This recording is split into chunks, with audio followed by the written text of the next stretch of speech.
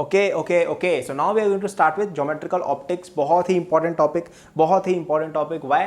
Because ये topic easy है, लोगों को लगता मुश्किल है, लेकिन रिलेटिवली देखा जाए काफ़ी इजी टॉपिक है ये। स्पेशली जेई मेन लेवल तक तो बहुत ज़्यादा अल्ट्रा इजी है यार। एडवांस में चलो फिर भी कोई कोई क्वेश्चन टफ आ जाता है।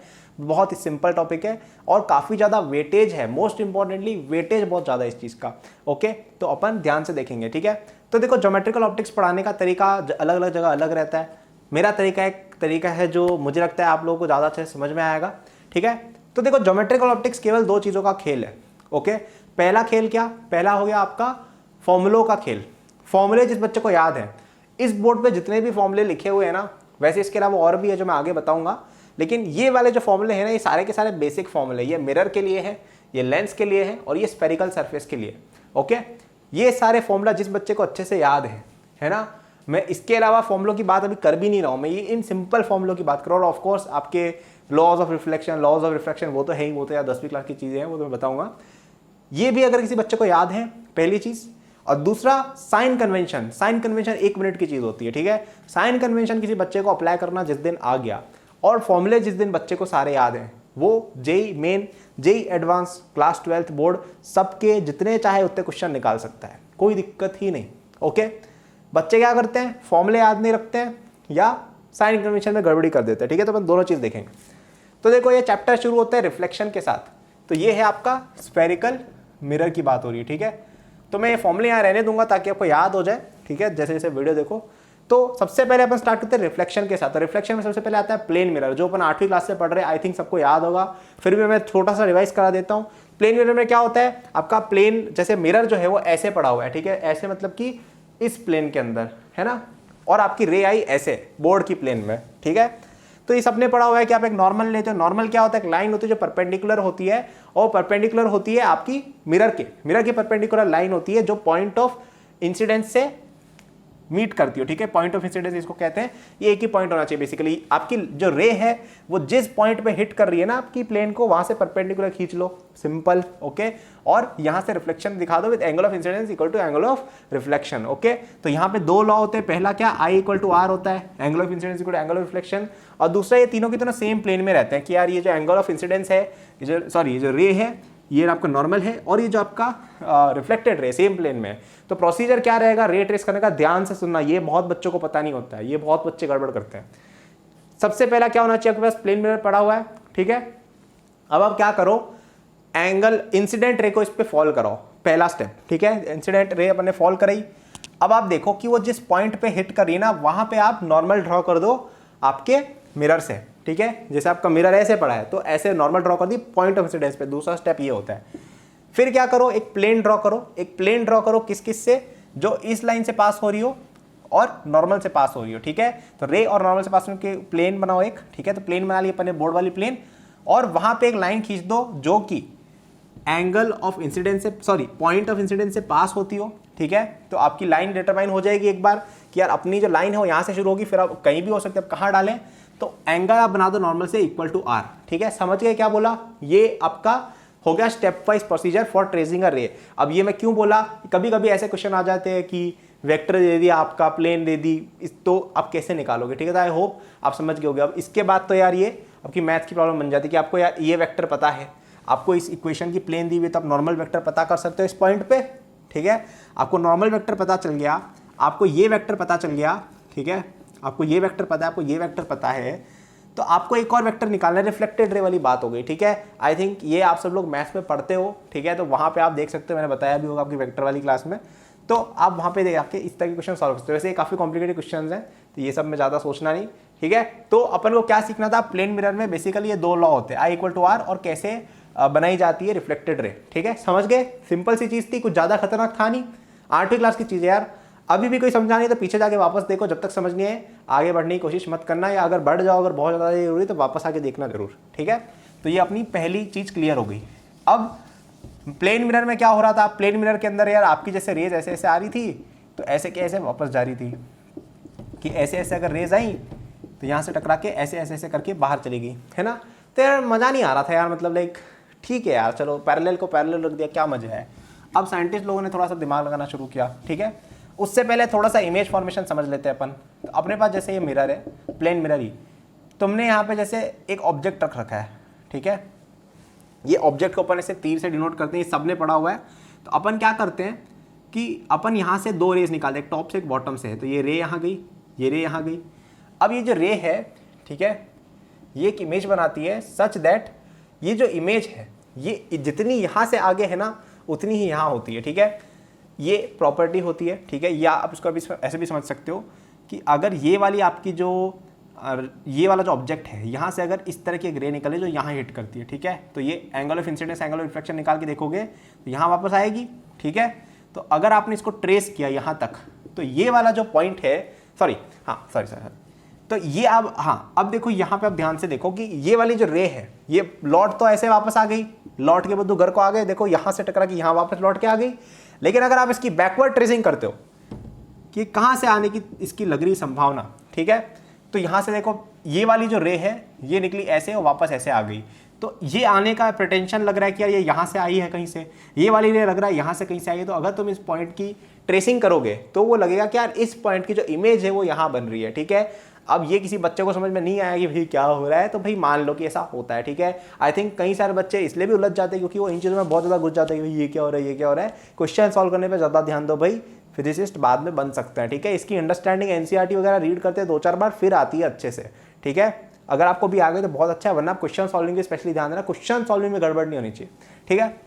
तो अपन ने क्या किया, अपन ने इस पॉइंट को लिया, इससे दो रे निकाली, एक थोड़ी तिरछी एक थोड़ी सही। तो अपन ने एक रे यहाँ डाली तो ये यहाँ से रिफ्लेक्ट होकर यहाँ आ गई, ऐसा लग रहा है किसी इधर से आ रही है, ठीक है। तो ये अपन ने रे बना दी।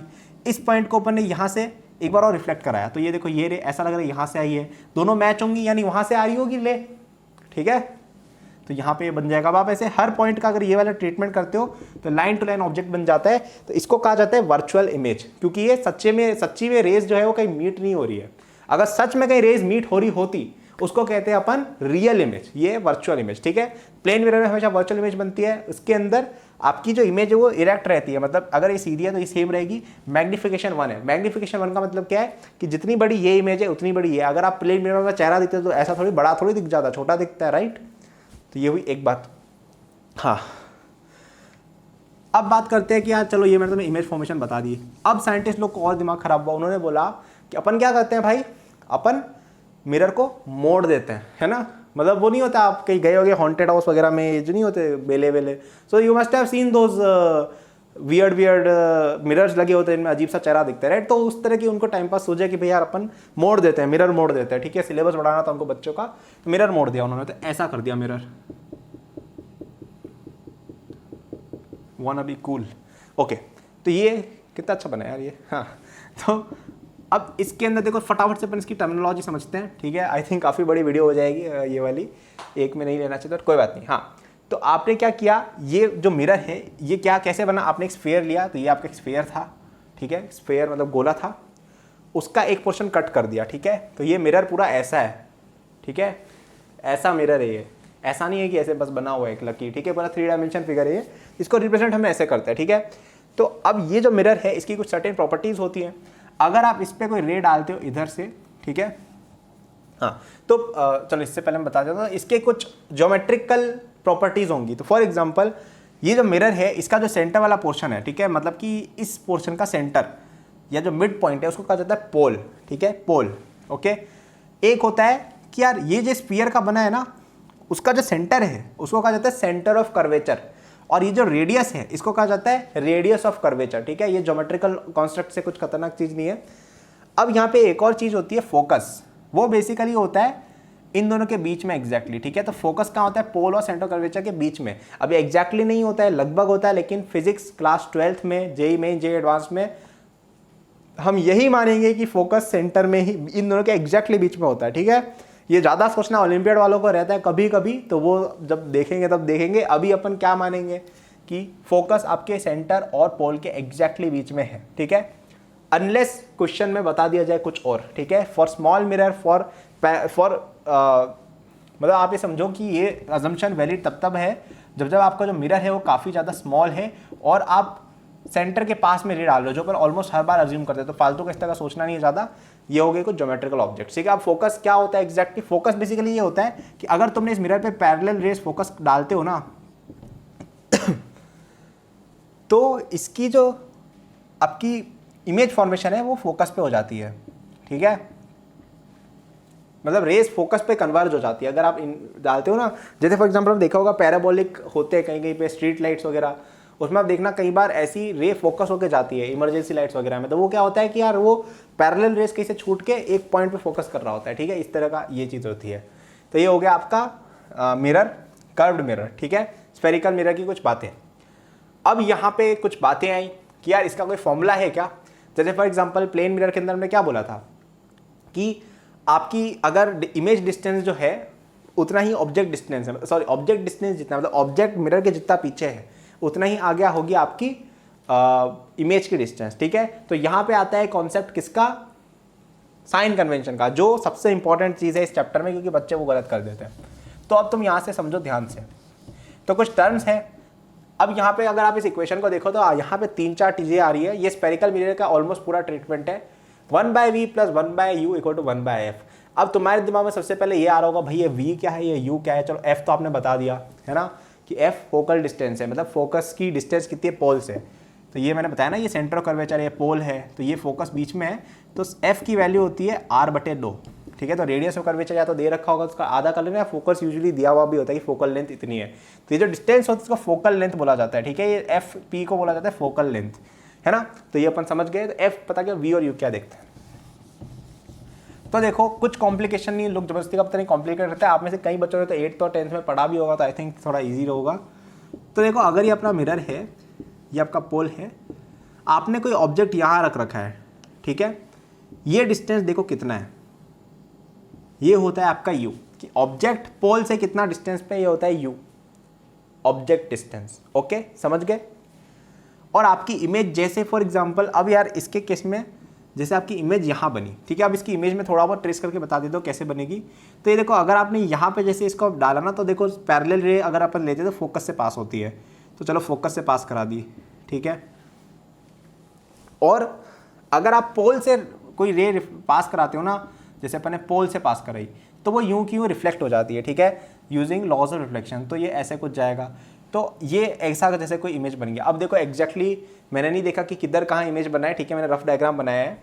तो ये इमेज जहाँ बन रही है ना, वो डिस्टेंस होता है आपका v, ठीक है। ऑब्जेक्ट डिस्टेंस होता है distance of the image from the pole, और इमेज डिस्टेंस क्या होता है, sorry distance of the object from pole is object distance, ठीक है, दिमाग में बैठा लो। और distance of image from pole is image distance.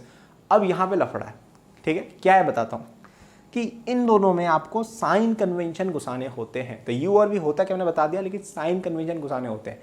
Sign convention क्या होता है, तो देखो साइन कन्वेंशन ये कि यू को अपन प्लस लेंगे माइनस लेंगे, वी को प्लस लेंगे माइनस लेंगे, क्योंकि उससे फर्क पड़ जाता है, ठीक है। तो इन वैल्यूज के अंदर प्लस और माइनस आता है, ये दिमाग में आपको पता होना चाहिए, ठीक है। तो अब यहाँ पे अपन कुछ चीज़ें देखते हैं। तो अगर आपका ऑब्जेक्ट, हाँ अब यहाँ पे साइन कन्वेंशन क्या होता है, तो देखो आप ये देखो कि लेफ्ट टू राइट आप जाओ ऐसे, ठीक है, रे जिस डायरेक्शन में ट्रैवल कर रही है उस डायरेक्शन में, ठीक है, अपन ऐसे जा रहे हैं। इस डायरेक्शन में अगर आप जा रहे हो, है ना, तो इस डायरेक्शन में इस तरफ जो भी क्वांटिटीज हैं वो होंगी आपकी पॉजिटिव, लेफ्ट टू राइट वाली होंगी पॉजिटिव, मतलब पोल के उस साइड जहाँ चीजें रही है वो पॉजिटिव हो जाएंगी। ये आपका ओरिजिन आप मान लेते हैं, इस साइड वाली चीजें हो जाती है पॉजिटिव, इस साइड वाली चीज हो जाती है नेगेटिव। तो अब एक बात बताओ, ऑब्जेक्ट डिस्टेंस क्या होगा। मैंने क्या बोला, ये आपका ओरिजिन है, इधर आपकी पॉजिटिव साइड रहती है, इधर आपकी नेगेटिव साइड रहती है। रे अगर इधर ट्रैवल कर रही है तो इस तरह से, ठीक है। तो अब एक बात बताओ कि किसका साइन क्या होगा, फोकल लेंथ का साइन क्या होगा, यू का साइन क्या होगा, वी का साइन क्या होगा। चलो बताओ पॉज करके, ठीक है, आपने 8वीं और 10वीं में पढ़ा हुआ भी है। तो चलो मैं बताता हूँ। देखो यू की बात करते हैं, तो आपका ऑब्जेक्ट इस साइड पड़ा हुआ है, आपका ऑब्जेक्ट इस साइड पड़ा हुआ है, ठीक है। तो अगर आपका ऑब्जेक्ट इस साइड पड़ा हुआ है मेरे भाई, तो इसका क्या मतलब हुआ कि u जो है वो नेगेटिव होगा, क्योंकि इस साइड है, आपका ओरिजिन इधर था, इधर है, ठीक है। अब बात करते हैं v की। v क्या है, v है आपका इमेज डिस्टेंस। इमेज कहाँ बन रही है, इमेज तो इधर बन रही है, तो v भी आपका इधर है, तो यानी कि v भी नेगेटिव हो गया। फोकल लेंथ की बात करते हैं, फोकल लेंथ किधर है, तो फोकस किधर है बताओ, फोकस ओके इस साइड है, फोकस ओके इधर है, यानी कि ये भी नेगेटिव हो गया। तो कॉनकेव मिरर, कॉनकेव का मतलब जिसमें ऐसी केव बन रही हो, ठीक है, केव बन रही है, इसमें आपकी जो फोकल लेंथ होती है नेगेटिव होती है, और यू और वी इस केस में नेगेटिव है, ठीक है। तो क्वेश्चन क्या आएगा मैं फटाफट से बता देता हूँ। You have been given a mirror of radius of curvature let's say 10 centimetre, आपने एक इमेज रख दी 20 सेंटीमीटर पे, ठीक है, तो v कितना होगा, कहाँ पे इमेज बनेगी, ठीक है।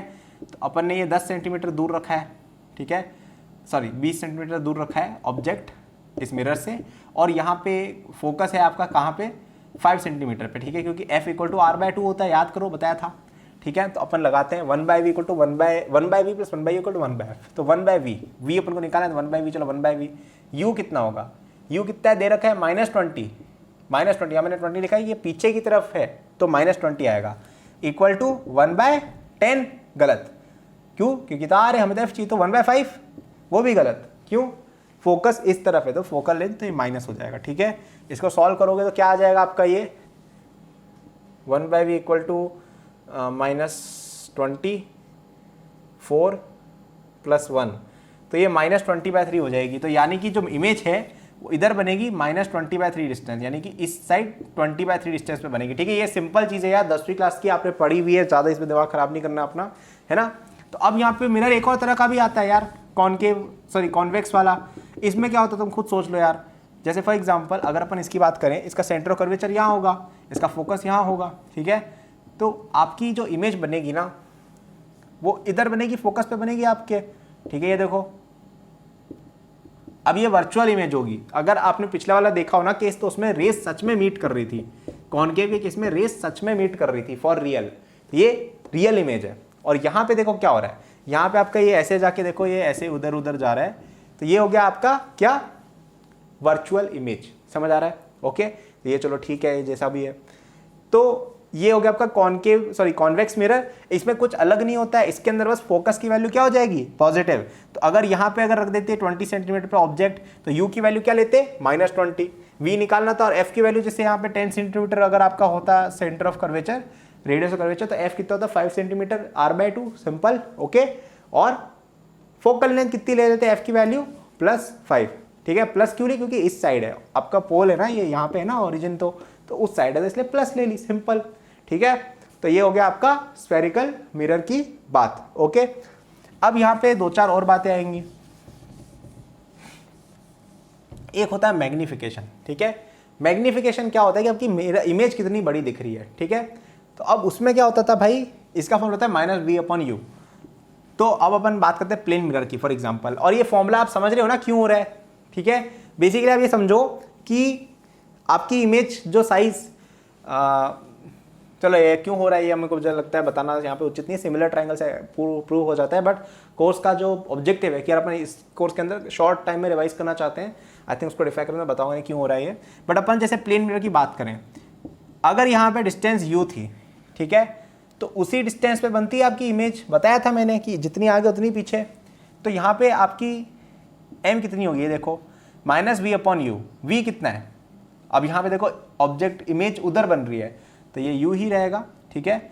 और इमेज जो है वो आपकी उस साइड बन रही है, ठीक है। तो इमेज डिस्टेंस या जो v है उसकी वैल्यू +u होगी, ठीक है। समझ आ रहा है क्या कह रहा हूँ। या आप ऐसा देखो ना कि अगर ये 10 सेंटीमीटर के यहाँ पे ऑब्जेक्ट पड़ा हुआ था, तो 10 सेंटीमीटर पीछे बनती, मैंने बताया था आपको।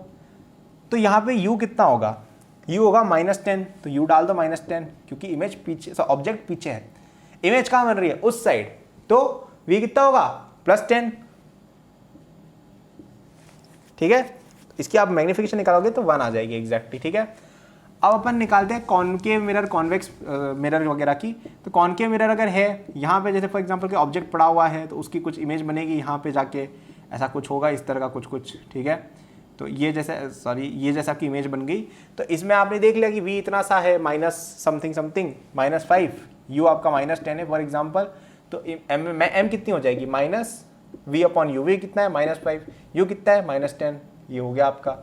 तो ये कितना हो गया -1/2, मतलब कि इमेज जो है वो आधे साइज की बनेगी और उल्टी बनेगी। देखो इमेज यहाँ उल्टी बन रही है, इसका जो टिप है वो यहाँ आ रहा है, ठीक है। क्या समझ में आ रहा है ना। तो पॉइंट ये था कि मैग्निफिकेशन ये बता रही होती है कि आपकी इमेज एक तो उल्टी हो गया, सीधी हो गया, नेगेटिव है, यानी कि ऑब्जेक्ट की उल्टी इमेज आएगी। आप देखना कि कई बार आप अपने उसका अगर आप देखोगे ना, किसका एग्जांपल लूँ यहाँ पे मैं, कोई कॉनकेव मिरर अगर आपके पास हो ना, कॉनकेव मिरर है ना, ये आई थिंक आपको उस सब में मिल सकता है। स्पून वगैरह में जाके देखना, स्पून लेना, उसके अंदर में शक्ल देखना, कई बार आपको उल्टी दिखेगी क्योंकि वहाँ इमेज उल्टी बन रही है, मैग्निफिकेशन नेगेटिव है और छोटी बनेगी यहाँ पे इमेज, ठीक है। अब हर बार जरूरी नहीं है कॉनकेव मिरर के अंदर बड़ी इमेज भी बन सकती है अगर आप इनफ पास जाते हो, ठीक है, वो भी होता है, लेकिन वो डिपेंडिंग ऑन केस, आप कैलकुलेशन करके निकाल सकते हो, ठीक है। तो अगेन अब यहाँ पे इसके अंदर अगर घुसते हैं ना बहुत ज़्यादा डेप्थ में तो बहुत चीज़ें आ जाती हैं, इसमें एबरेशन निकालने लग जाते हैं लोग, इसके अंदर लोग टेबल याद करते हैं कि भाई पास होगा तो कितना बड़ा बनेगा, मैग्निफिकेशन क्या आएगा, टेबल याद करते हैं, ठीक है। तो अपन ने क्या देखा स्फेरिकल मिरर के केस में, ये दो फॉर्मूले होते हैं, ये और ये, मैग्निफिकेशन निकालने क्वेश्चन आएगा तो आप निकाल सकते हो -v/u करके, और मैंने बता दिया v और u कैसे निकालते हैं, मैंने बता दिया कि इस फॉर्मूले को कैसे यूज करना है, ठीक है। आई होप आपको समझ में आया होगा, है ना बच्चों, आपको समझ में आया होगा, आई होप आपको आया होगा, नहीं आया तो प्लीज वीडियो वापस देख लेना। अब मेरा ऑब्जेक्टिव ये था कि मैं एक ही वीडियो के अंदर सारी चीज़ें कवर कर पाऊँ, लेकिन वीडियो बहुत लंबी हो गई है तो मुझे शायद यहाँ पे पॉज करना पड़ेगा। अब अपन देखेंगे लेंस के केस में, ठीक है। तो आगे वाला जल्दी कवरेज होगा क्योंकि मैंने वी और यू आपको बता दिया है। तो चलो अपन ने यहाँ पे क्या सीखा, plane mirror, laws of reflection, और अपन ने देखा कि स्फेरिकल मिरर में कैसे कैलकुलेशन होती है। आपको मैं रिक्वेस्ट करूंगा कि अगर आपके पास टाइम है तो आपको एक्स्ट्रा पढ़ना चाहिए, कहाँ से, एच सी वर्मा से। एच सी वर्मा में बहुत अच्छा कवरेज कर रखा है ऑप्टिक्स का, फालतू चीज़ें भी है 2-3 एम्बेरेशंस वगैरह जेई सिलेबस के पॉइंट ऑफ व्यू से, तो उनको आप स्किप कर सकते हो, बट एच सी वर्मा में बहुत अच्छे एग्जाम्पल्स भी हैं, बहुत अच्छी थ्योरी भी, तो वहाँ से जाके एक्स्ट्रा रेफरेंस ले सकते हो, ठीक है। वैसे जो बताया उतना मोस्टली इनफ होता है, ठीक है। तो थोड़ा बहुत आप टेबल्स वेबल्स देख सकते हो कि कहाँ पे ऑब्जेक्ट रखते हो, कितनी बड़ी इमेज रखती है, वो सब आप देख सकते हो आपकी क्यूरियोसिटी के लिए, बट मोस्ट ऑफ द काम इन फॉर्मूलों से हो जाता है, ठीक है। सो जो इन्फॉर्मेशन बताइए वो तो याद रखनी है, ठीक है। Now let's move to next video. Thank you for watching this video till the end. I'm sure that you enjoyed it. यदि आप अपनी पूरी जेई प्रिपरेशन मेरे साथ करना चाहते हैं तो आपको डिस्क्रिप्शन में मेरे जेई के फुल कोर्स का लिंक मिल जाएगा। इस कोर्स में आपको जो YouTube पे मेरे लेक्चर्स और प्रॉब्लम सॉल्विंग के वीडियोस मिलते हैं उसके कंपेयर में बहुत ज्यादा कंटेंट है, एंड आपको यहाँ पे practice sheet with solution, test series with solution दी मिलती है। It's a complete solution, you can rely on it. आप यदि किसी कोचिंग जाते हैं या अगर आप सेल्फ स्टडी करते हैं, in both cases it will be very useful, so do check it out, okay. इसके अलावा मेरे जेई के फ्री नोट्स भी डिस्क्रिप्शन में लिंक्ड हैं, एंड डिस्क्रिप्शन में और भी मैंने बहुत सारे रिसोर्सेज फॉर स्टूडेंट्स डाले हुए हैं, जैसे the books that I recommend, my social media and my newsletter in case you want more content or if you want to approach me with any doubts or suggestion. Notes हैं NEET के students के लिए, college students के लिए, startup enthusiast के लिए भी, olympiad enthusiast के लिए भी कोर्सेज हैं, तो चेक जरूर कर लीजिएगा डिस्क्रिप्शन, आपको काफी यूजफुल रिसोर्सेज वहाँ मिलेंगे। Thank for watching, like subscribe कर लीजिएगा for more such videos. Good luck.